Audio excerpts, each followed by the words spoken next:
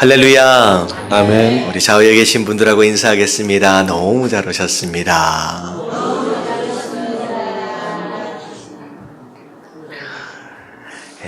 많이 더우시죠? 별로 안 더우세요? 아이고, 저는 차에서 딱 나오는 순간 하면서 빨리 들어가야지라고 하는 생각밖에 안 들더라고요. 실내에 있을 때는 모르겠는데요. 나오니까 너무 더워서 누가 그런 얘기를 하던데요. 한 3, 40년 만에 그렇게 이렇게 처음 덥는 거라고. 그럼 제 일생에 가장 더운 날이 그렇게 되는 것 같아요. 한 40년 넘으면. 여러분들 더운 여름철에 건강관리 잘 하시게 되길 주님의 이름으로 축원합니다. 아파서 누워버리면 뭐 아무것도 안 되잖아요. 건강해야 됩니다. 자, 오늘은 믿음의 갈등에 대한 내용에서 제4과를 함께 보도록 하겠습니다. 오늘 교재가 좀 두꺼워요. 그래서 이걸 다 하려나? 여러분들 그렇지 않습니다. 중간에 그냥 넘어갈 부분들이 좀 있어서 여러분 걱정하지 마시고, 4과와 5과를 우리가 살펴보도록 할게요. 마태복음 8장 25절서부터 26절까지 다 같이 시작. 그 제자들이 나와 깨우며 이르되 주여 구원하소서, 우리가 죽겠나이다. 예수께서 이르시되 어찌하여 무서워하느냐. 믿음이 작은 자들아 하시고 곧 일어나사 바람과 바다를 꾸짖으시니 아주 잔잔하게 되거늘. 예수님과 더불어 함께 갈릴리 호수를 건너가고 있는 제자들이에요. 그 제자들이 뭘 만났냐? 풍랑을 만났다는 거죠. 여러분, 우리가 일상적으로 생각할 때 이해되어지지 않는 부분들입니다. 왜냐하면 배에 누가 타고 계세요? 예수님 타고 계시잖아요. 그러면 당연히 풍랑도 없어야 되고, 뭐 이렇게 어떻게 보면 바람도 잘 불어가지고 원하는 장소에 원하는 속도보다 더 빨리 탁 가야 되는 게 맞는 거잖아요. 예수님이 타고 계시는 배라면. 근데 성경을 보면 우리가 일상적으로 생각할 수 있는 그런 내용들과는 좀 차이가 있는 모습들을 우리가 발견하게 됩니다. 심지어 내 인생의 배에 예수님께서 타고 계신다라고 할지라도 충분히 풍랑들을 만날 수 있다라고 하는 것이죠. 근데 중요한 것은 풍랑을 만났느냐 만나지 않았느냐라고 하는 게 중요한 게 아니라 예수님이 나와 함께 계시는 것으로 인하여 내가 그 풍랑 안에서도 어떻게 반응하느냐가 훨씬 더 중요하다는 거죠. 근데 예수님께서 배 밑에서 뭐 하고 계셨어요? 주무시고 계셨어요. 여러분들 이거는 정확하게 우리는 알 수가 없습니다. 과연 진짜 예수님께서 주무시고 계셨는지 아니면 주무시는 척을 하고 계셨는지. 근데 제가 이제 생각을 한다면 주무시는 척을 하실 것 같지는 않아요.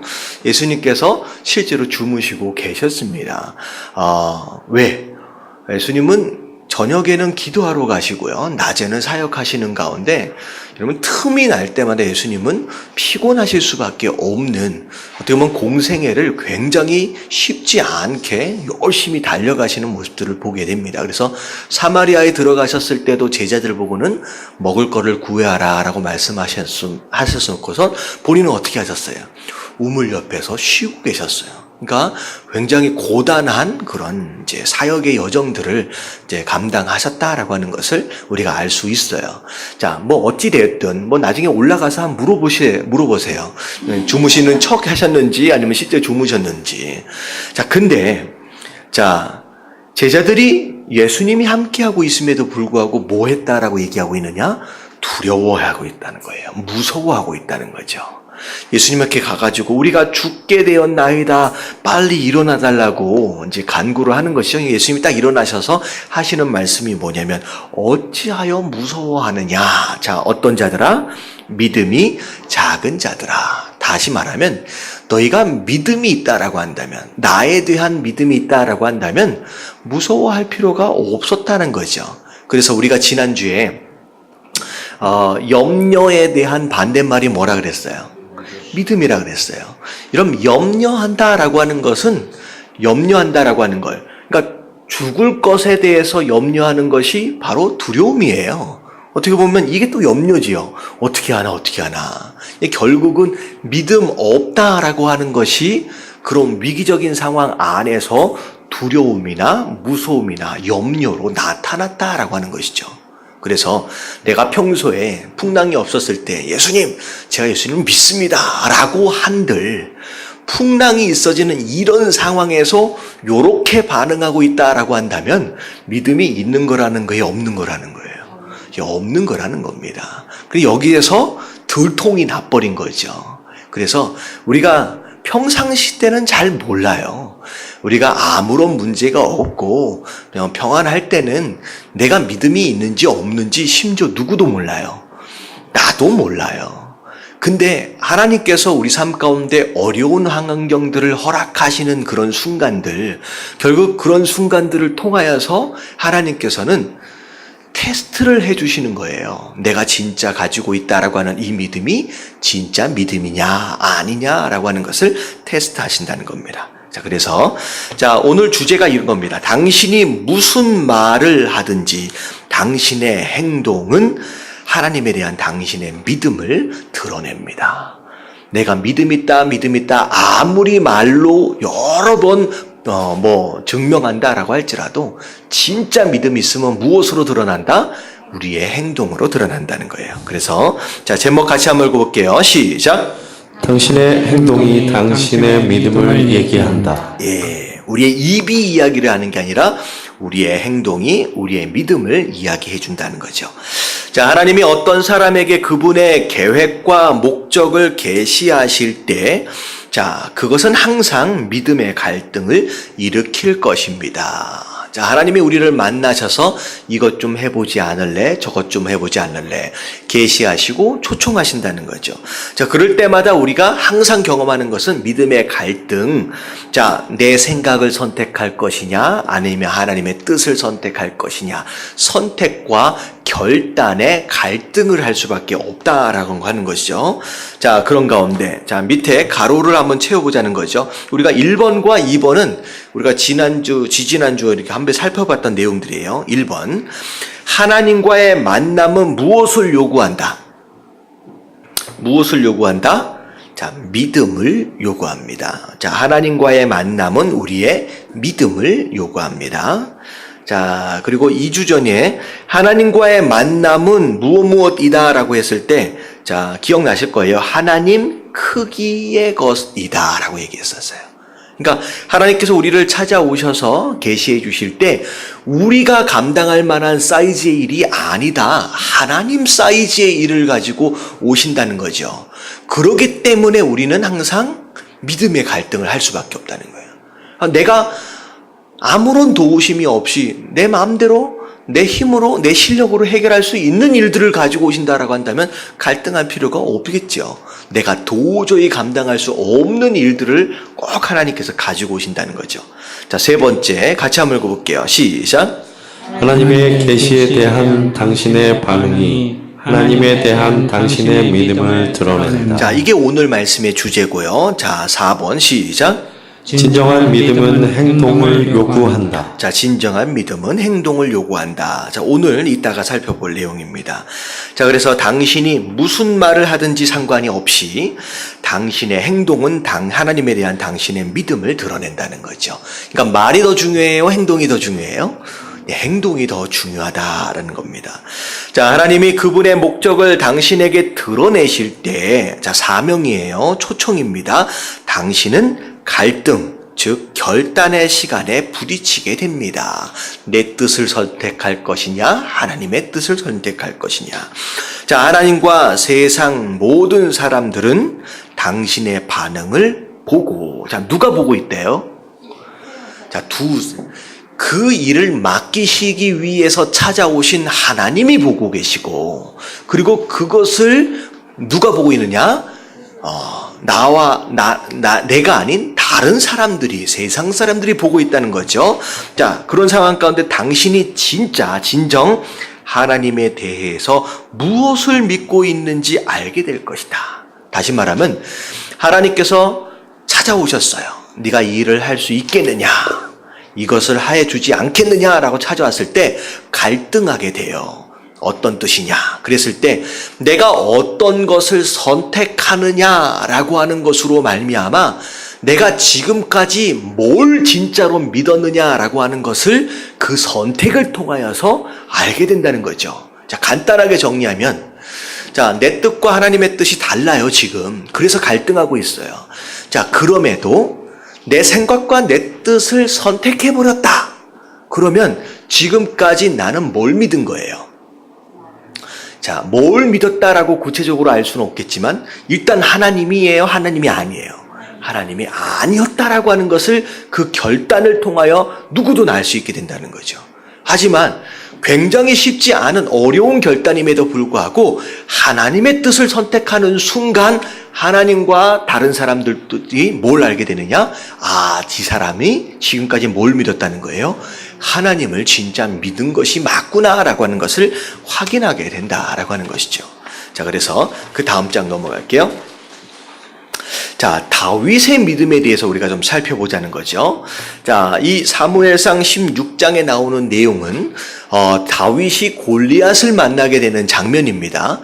그리고 나서 우리가 주목해야 할 내용은 뭐냐면 다윗이 골리앗을 만났을 때 어떤 반응을 했느냐라고 하는 것과 골리앗에 대해서 뭐라고 말하고 있느냐라고 하는 게 굉장히 중요해요.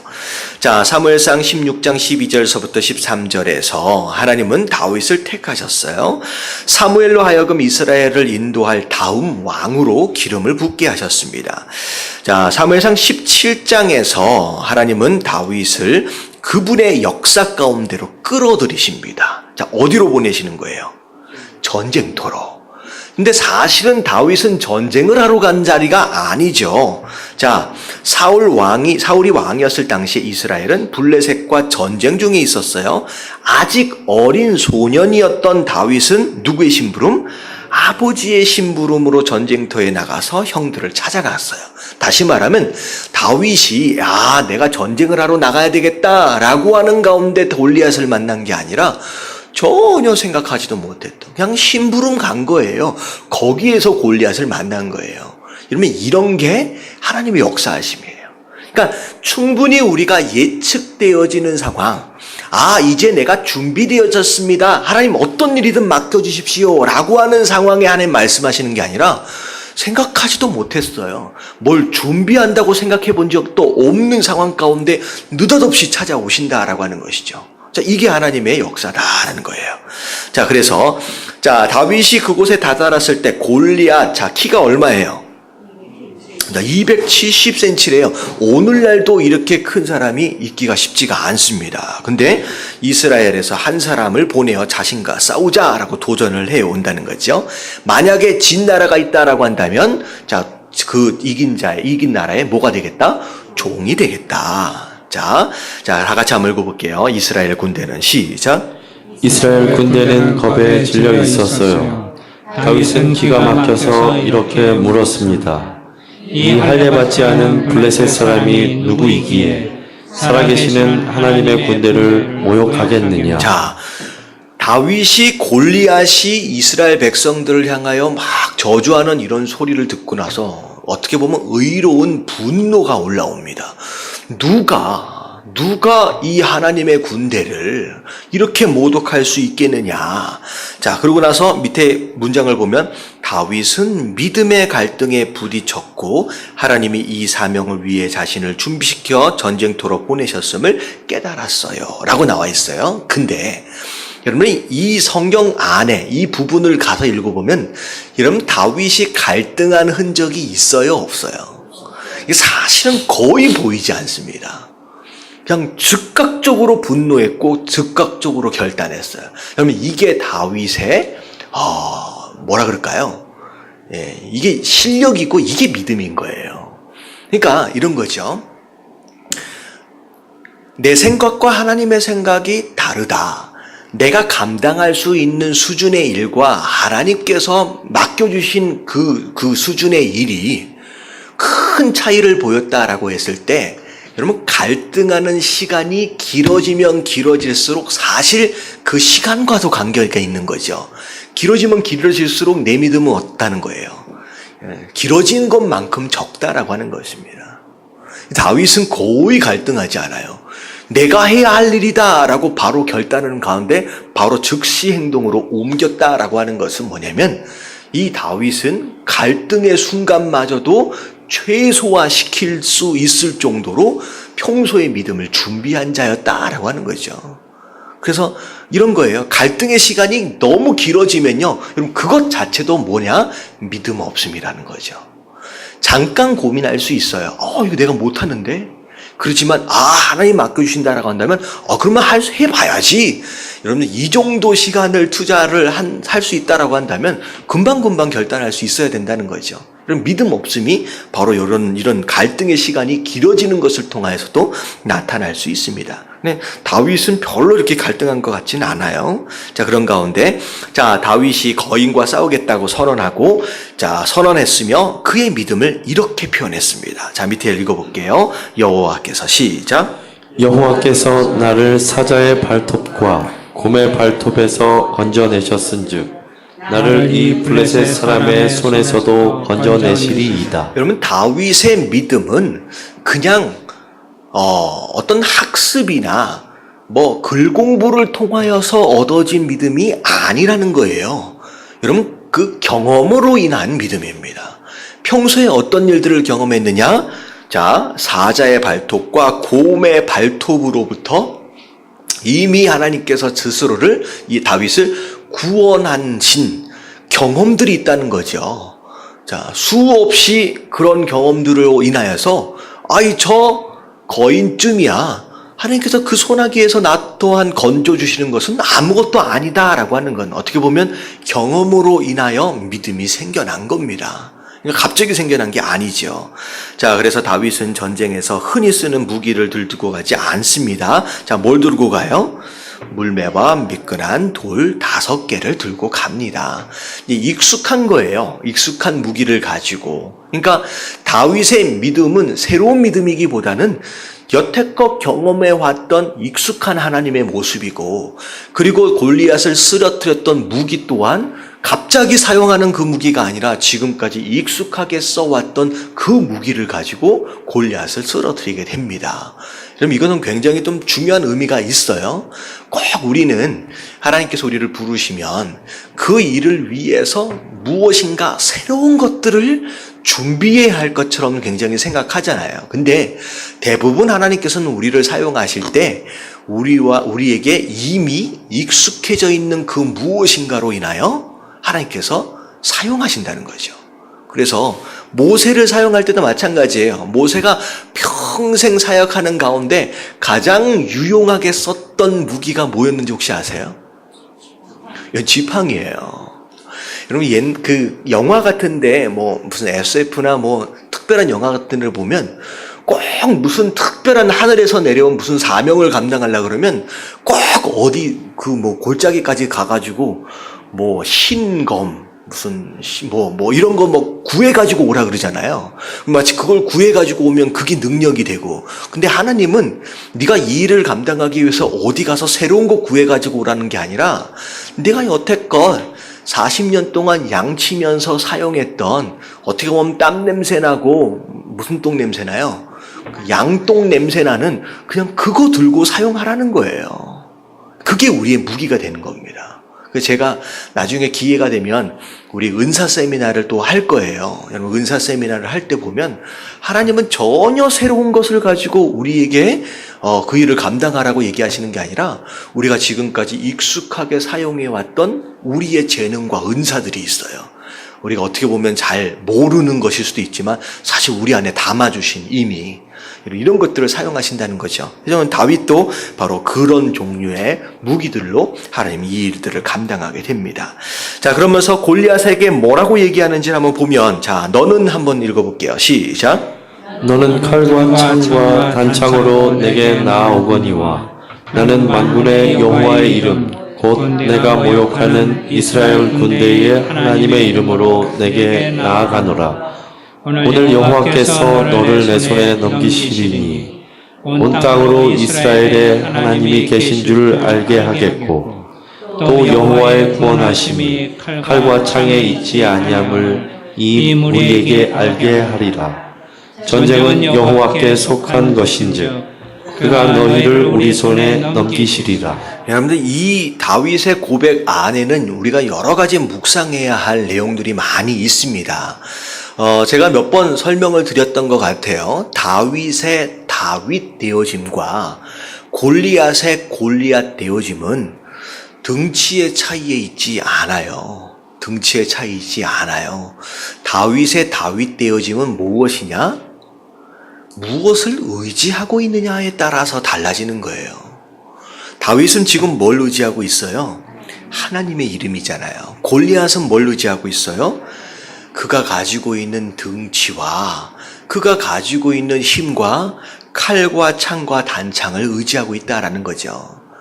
여러분, 우리가 성도다라고 얘기하면서 충분히 골리앗일 수 있다는 거예요. 여러분, 이런 얘기 들어보셨어요? 우리가 골리앗일 수 있어요. 뭐에 따라서? 내가 의지하는 것이 내 힘과 내 등치와 내게 들려져 있는 칼과 창과 단창을 의지하고 있다라고 한다면, 여러분, 이 스토리 안에서 누구일 수 있느냐? 골리앗일 수 있다라고 하는 거죠.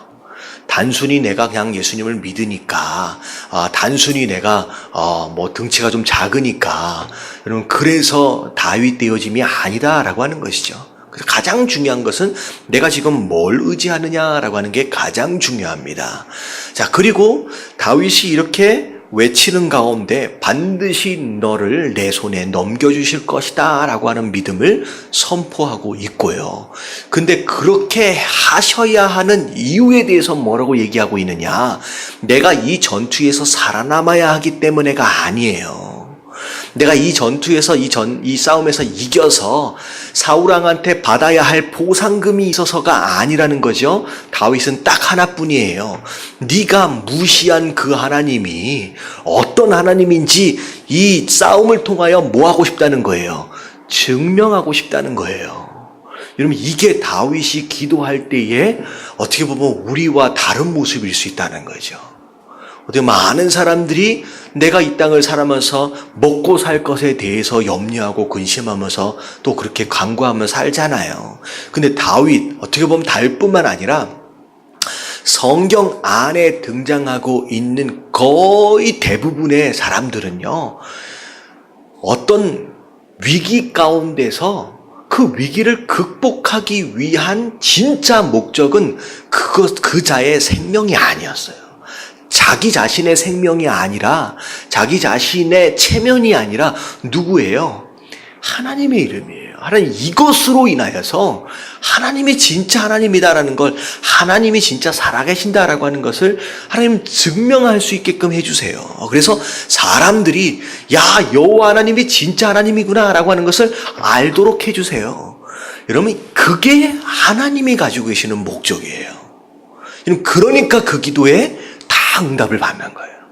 자, 우리가 여호수아에서도 우리가 지금 계속 큐티를 하고 있는 내용들 가운데 하나님께서 그 자신에 대해서 자꾸 우리 지지난주죠. 그 자신에 대해서 자꾸 나타나시려고 하는 이유가 뭐예요? 여러분, 하나님이 관심병 환자가 아니라 그랬잖아요. 나한테 관심 좀 가져줘. 이게 아니라 그랬잖아요. 그분 스스로를 드러내시는으로 인하여 세상 사람들이 하나님을 알고 그들이 그것으로 인하여 뭘 받게 하기 위해서, 구원을 받을 수 있는 기회를 얻도록 하기 위해서 하나님께서 그분 스스로를 막 드러내고 싶으신 거예요. 근데 지금 이 다윗도 그 기도를 하는 거죠. 그래, 결국은 다윗의 이 짧은 이 고백이 지금까지 다윗이 어떤 마음과 어떤 신앙을 가지고 있었느냐라고 하는 것을 그냥 다 대변하는 이야기고, 그리고 이 말 자체가 말로만 끝나는 게 아니라 실제적으로 골리앗과의 전투를 실제로 행하는 것으로 말미암아 이 말의 진실성을 스스로 증명했다라는 거죠. 무슨 얘기인지 아시겠죠? 그래서 믿음은 말로만 증명하는 것이 아니라 우리가 실제적으로, 그러니까 이렇게 아무리 말을 했다라고 할지라도 골리앗 앞에서 도망가 버렸으면 이 말이 의미가 있어요, 없어요? 없어요. 이 말이 의미가 있는 이유는 뭐냐면 이 말과 함께 골리앗과 싸움을 싸웠다라고 하는 것이 가장 중요한 대목입니다. 그래서 결국은 우리의 믿음은 무엇으로 증명된다? 행동으로 증명되는 것이다 라는 거죠. 자, 그리고 결국은 다윗은 골리앗을 죽였고 이스라엘은 승리를 거두었습니다. 자, 밑에 질문을 보니까 다윗은 하나님에 대해서 무엇을 믿는다고 말했습니까? 뭘 믿는다고 얘기했어요? 첫 번째 이야기에서는 사자의 발톱과 곰의 발톱에서 나를 건져주셨듯이 너 앞에서도 블레셋 사람의 손에서도 나를 건져주실 것이다 라고 하는 것에 대한 믿음. 그리고 두 번째는 너를 내 손에 넘겨주실 것이다.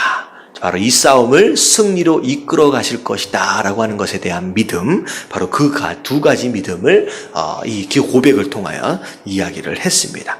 자, 그래서 그 다음 장에 보면 다 같이 한번 읽어볼게요. 다윗은 시작. 다윗은 행동을 통해서 그가 하나님에 대해서 무엇을 믿었는지를 드러냈습니다. 네. 자, 다윗은 행동을 통하여 진짜 그가 믿는 것이 뭐냐라고 하는 것에 대해서 드러냈다. 다윗은 하나님이 살아계신 분이며 구원자이심을 고백했어요. 다윗의 행동은 그가 하나님에 대해서 진정 무엇을 믿고 있었는지 확인시켜 주었다. 자, 많은 사람들이 그가 어리석은 소년이라고 생각했고 골리앗마저도 그를 비웃었어요. 자, 그러나 하나님은 다윗을 통해서 놀라운 승리를 주심으로써 이스라엘 중에 하나님이 계시다는 것을 온 세상에 알리셨다라고 하는 것입니다. 그래서 이 다윗의 믿음, 다윗의 신앙은 이제 결국은 좋은 의미로서의 열매를 맺은 결과입니다. 자, 근데 두 번째 스토리는 아브라함의 아내 사라에 대한 내용인데, 사라는 뭐 했다? 불신앙했다는 거예요. 제대로 믿지 못했다는 거죠. 자, 한번 읽어볼게요. 하나님은 시작. 하나님은 아브라함을 부르셔서 그의 자손을 하늘의 별과 같이 헤아릴 수 없이 많게 해주겠다고 약속하셨어요. 아브라함은 더 늙어서도 자신에게 아이가 없자 그 약속에 대해서 하나님께 의문을 제기했어요. 시간은 계속 가고 나이는 계속 들어가고 어떤 소식은 없고 당연히 마음 가운데 이런 생각이 들 수 있겠지요. 자, 하나님은 뭐라고 말씀하시냐? 내 몸에서 날짜가, 다 같이 시작. 내 날짜가 내 상속자가 되리라. 아브라함이 여호와를 믿으니 여호와께서 이를 그의 의로 여기시오. 자, 뭐가 의로움이냐? 믿는 것이 의로움이에요.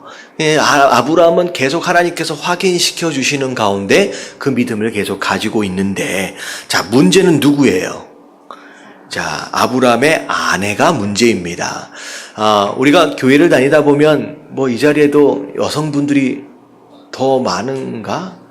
비슷비슷하네요, 우리 교회는. 여자분들이 신앙생활을 더 잘하는 것 같은데 성경 안에 이렇게 보면 꼭 문제의 원인은 어디에서 시작되는 경우가 많냐면 여자로부터 시작되는 경우가 있어요. 많다라고 얘기하기는 애매하지만 어떻게 보면 굉장히 첫 번째는 어디에서 있었어요? 아브라함이 아니라 아담과 하와 있었을 때 하와가 문제가 생겼잖아요. 이 아브라함과 사라가 문제가 생겼어요. 여러분, 이게 여자이기 때문에 문제다라고 하는 내용이 아닙니다. 자, 뭐가 문제냐? 왜 사단이 아담이 아니라 하와에게 찾아갔을까? 그리고 하와가 어떻게 그렇게 쉽게 넘어질 수 있었을까? 이유를 여러 가지로 생각해 볼 수 있을 것 같아요. 여자의 어떤, 성격이나 이런 것들. 근데 저는 이 말씀을 보면서 가장 큰 문제가 무엇이냐면요. 하와는 하나님께로부터 직접 말씀을 들은 사람이 아니에요. 이 선악과를 따먹으면 정령 죽으리라 라고 말씀하신 대상은 누구였어요? 아담이었어요. 아담은 하나님 앞부터 직접 들었어요. 근데 하와는 나중에 뭐라 그래요? 죽을지도 모른다. 이 얘기는 뭐냐면 누구로부터 전해 들었어요? 아담으로부터 전해 들었어요. 사라도 똑같은 특징을 가지고 있습니다. 하나님께서는 아브라함에게는 직접 말씀하고 계시거든요. 근데 사라는 계속 어떻게 듣고 있느냐? 아브라함을 통하여 지금 듣고 있는 거예요. 여러분, 우리가 자, 이런 상황 가운데서 물론 하나님께서 영적 권위를 세워가시기 위해서 아브라함에게 그리고 아담에게 말씀해 주시고 전하도록 하신 것이거든요. 근데 계속 하나님으로부터 직접 듣는 음성이 없이 계속 누군가로부터 전해 듣는 위치에 있다라고 한다면 우리의 믿음은 직접 듣는 자와 비교할 때 약할 수밖에 없다는 거예요. 그래서 제가 말씀드리는 이유는 뭐냐면 여러분들이 매일매일 큐티를 해야 하는 이유 중에 하나가 뭐냐면 이거예요.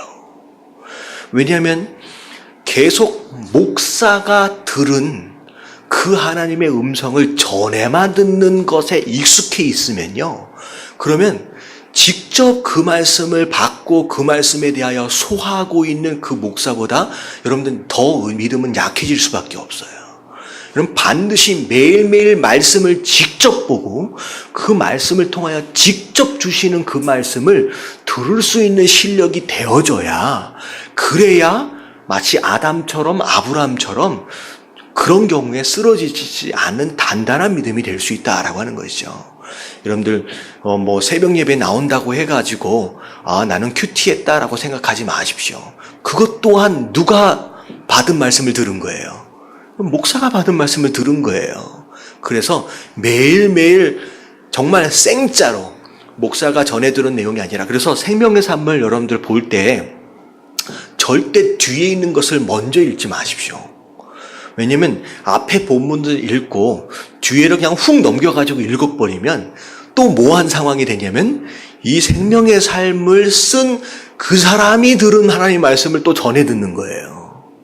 여러분 이렇게 계속 전해 듣는 말씀 생활을 하면 우리가 굉장히 약해질 수밖에 없습니다. 물론 그것도 도움이 되지만 그래서 우리가 생명의 삶을 읽을 때 앞에 부분을 쭉 읽고 나서 그 가운데서 내게 주신 하나님의 말씀을 우리가 찾으려고 들으려고 먼저 시도를 하십시오. 그렇게 했을 때 사실 한 달, 두 달째는요, 첫 번째 날 뭐 했을 때는 안 될 거예요. 이게 뭔 뜻인지 잘 모를 거예요. 근데 이걸 한 달째, 두 달째 반복하다 보면 이게 들리기 시작하고 보이기 시작합니다.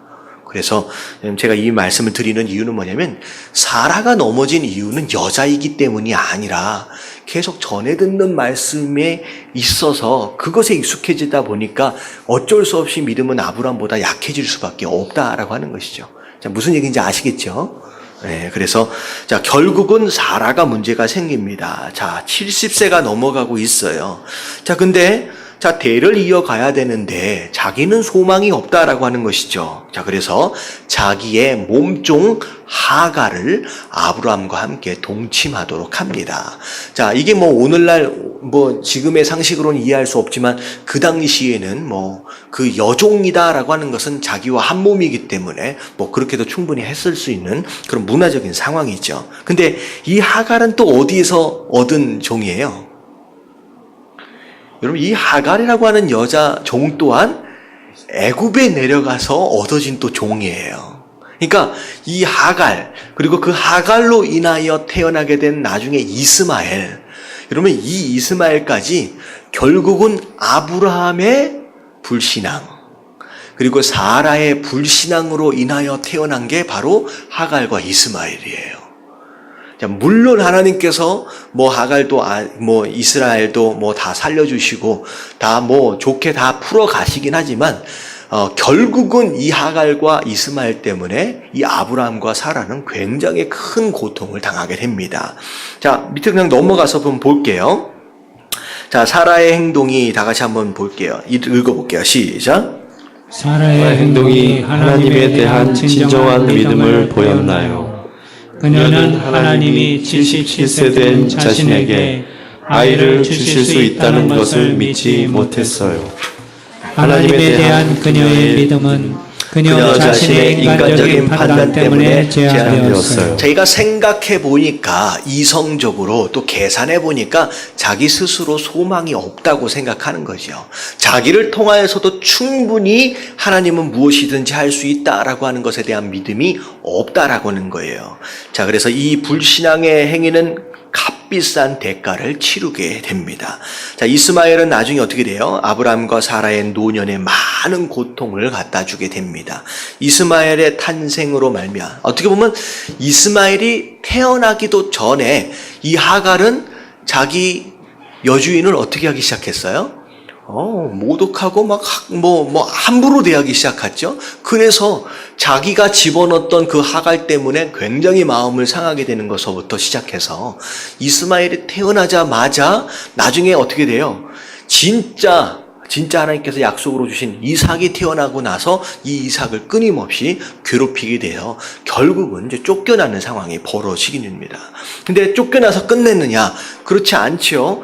그 이스마엘의 후손과 이삭의 후손들이 계속 역사적으로 계속 서로 적대 관계를 가지고 있고, 지금 어떻게 보면 지금 이스라엘 지역에서 유대인들과 그 유대인 주변에서 끊임없이 전쟁을 하고 있는 그 이슬람권에 있는 대부분의 많은 사람들이 이 이스마엘의 후손들이라는 거죠. 그러니까 수천 년을 거쳐서 아브라함의 후손들이 계속 고통을 당하게 되는 상황이 벌어지는 겁니다. 물론 우리가 실수할 수 있고요.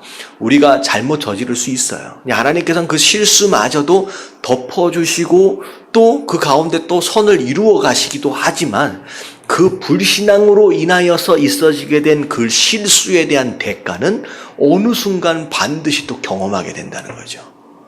하갈도 마찬가지잖아요. 이스마엘도 마찬가지고. 여러분, 다윗 같은 경우에 큰 죄를 두 번 짓는데, 첫 번째는 누구에 대한 죄냐면 밧세바를 범하잖아요. 밧세바. 여러분, 밧세바를 범한 것으로 말미암아 갖게 된 그 아이가 나중에 어떻게 돼요? 죽게 됩니다. 근데 사실 그것으로 끝나지 않아요. 밧세바 범죄에 대한 그 실수에 대한 대가를 다윗이 노년에 처절하게 경험하게 되는 거예요. 어떻게 돼요?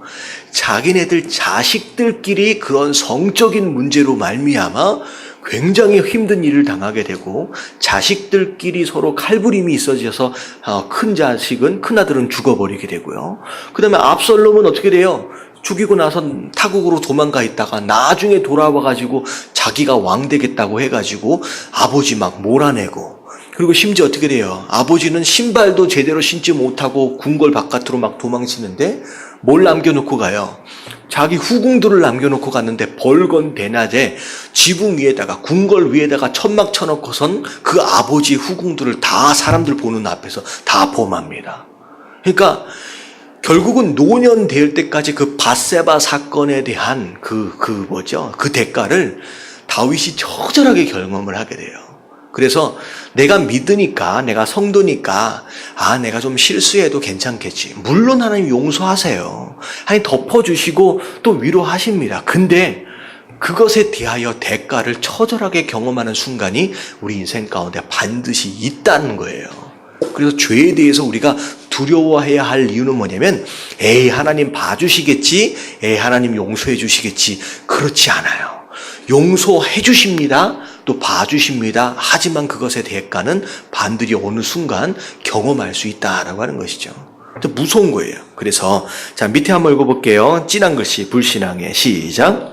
불신앙의 대가는 매우 비쌉니다. 네, 매우 비쌉니다. 우리가 불신앙의 대가 매우 비싸요.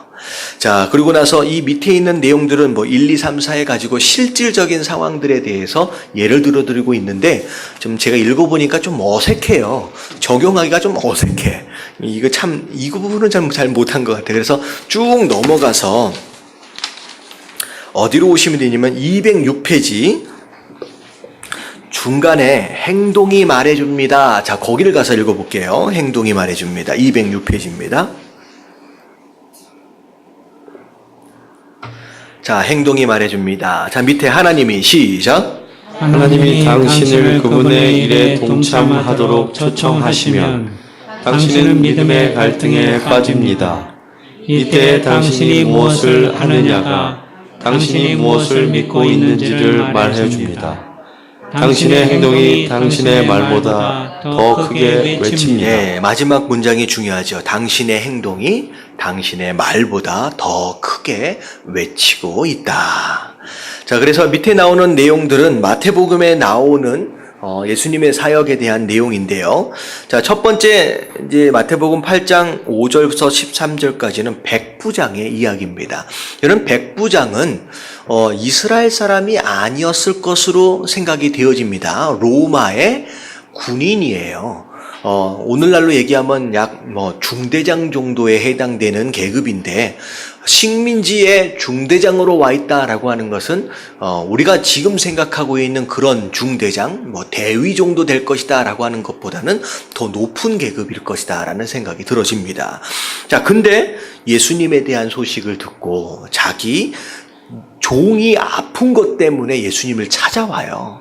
근데 너무 신기한 게 뭐냐면, 유대인이 아닌 자들, 이방인의 집에 가면 안 돼요. 원래 유대인들 안에서 정해진 법도가 있어요. 근데 예수님께서 백부장이 찾아오니까 내가 고쳐주겠다라고 그 집을 가겠다라는 거죠. 근데 이 백부장은 알아요. 유대인의 풍습에 그렇게 하면 예수님이 부정해진다라고 하는 걸 알아요. 그래서 뭐라고 얘기하느냐? 굳이 오실 필요가 없습니다. 뭐만 해주시면 된다고요? 그냥 말씀만 해주시면 내 종이 공간을 초월해서도 고칠 수 있다는 거죠. 근데 이 백부장이 한 얘기 중에 너무 신기한 게 뭐냐면, 내가 내 밑에 부하들한테 이래라 하면 이러고 저래라 하면 저런다는 거예요. 왜? 내가 얘네들을 다스리는 자이기 때문에 말을 듣는다는 거예요. 그런데 그렇다라고 한다면 예수님도 그 병을 향하여 명령하면 그 병이 어떻게 한다는 거예요? 그 예수님의 명령에 순종할 것이라는 거죠.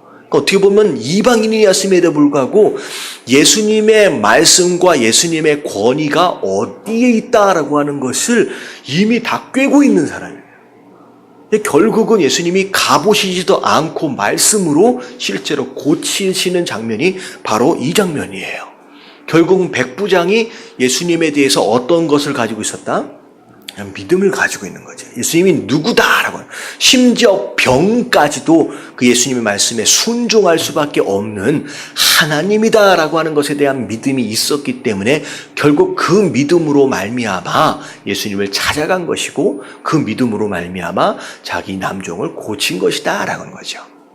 자, 그래서 결국은 백부장의 믿음은 예수님을 찾아간 것과 예수님께 자기의 믿음을 고백한 것으로 증명되어졌다라는 거죠.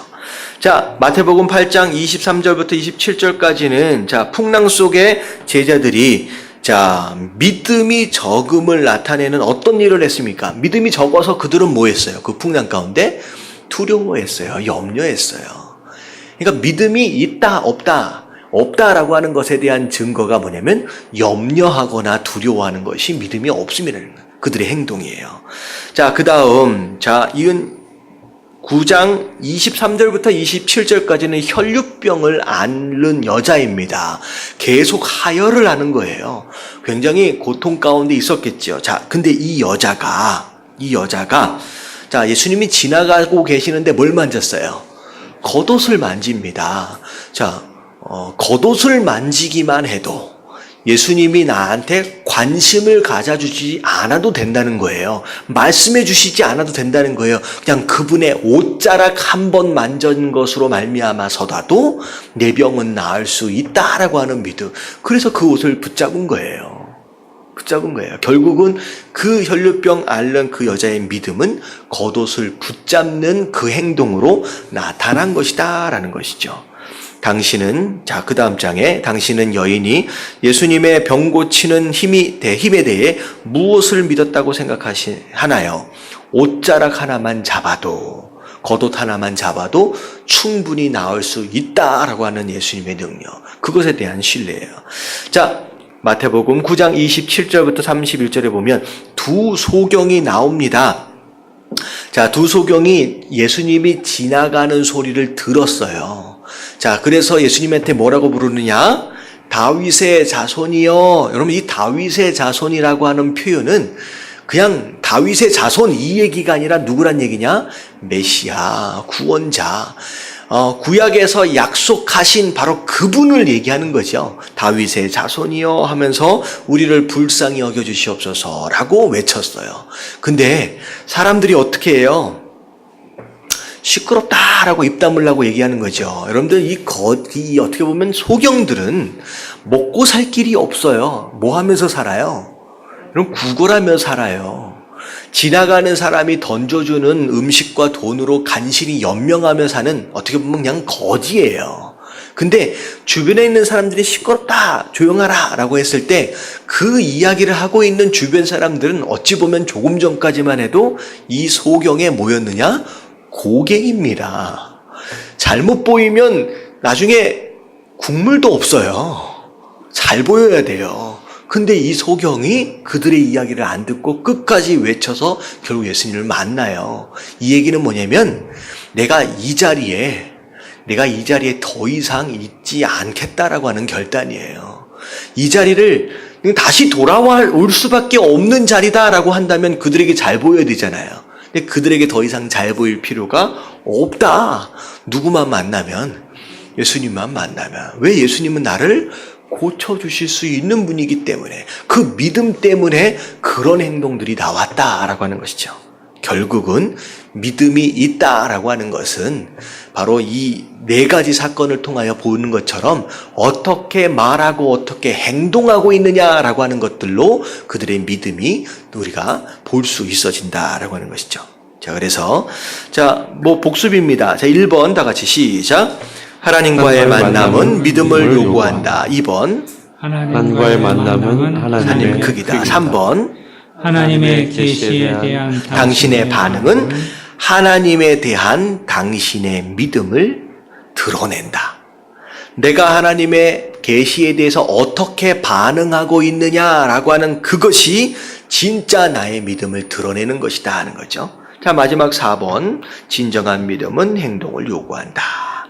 자, 밑에 나오는 글은요, 제가 설명해드렸던 그런 내용들입니다. 그냥 쭉 한번 읽어볼게요. 소경 두 사람이 시작. 소경 두 사람이 예수님이 자비로운 메시아임을 믿었을 때 그들의 믿음 때문에 예수님은 고쳐주셨어요. 혈루병으로 여러 해를 앓던 여인은 예수님의 옷자락을 살짝 만지기만 해도 치유의 힘이 자기에게로 흘러나올 것이라고 믿었어요. 인생의 파도가 우리를 덮칠 때 우리는 마치 하나님이 계시지 않는 듯한, 하나님과 아무 상관이 없는 듯한 반응을 볼 때가 많습니다. 예수님은 두려워하는 제자들을 꾸짖으셨어요. 그들이 인간적으로 두려워하는 것을 꾸짖으신 것이 아니라 그분의 임재하심과 보호하심, 그리고 그분의 능력을 깨닫지 못한 것을 꾸짖으셨어요. 자기 종을 고쳐주기를 예수님께 부탁하러 온 백부장은 다만 말씀으로만 하옵소서, 그러면 내 하인이 낫겠나이다 라고 말했습니다. 예수님은 백부장이 예수님의 권능과 능력을 믿는 것을 칭찬하셨어요.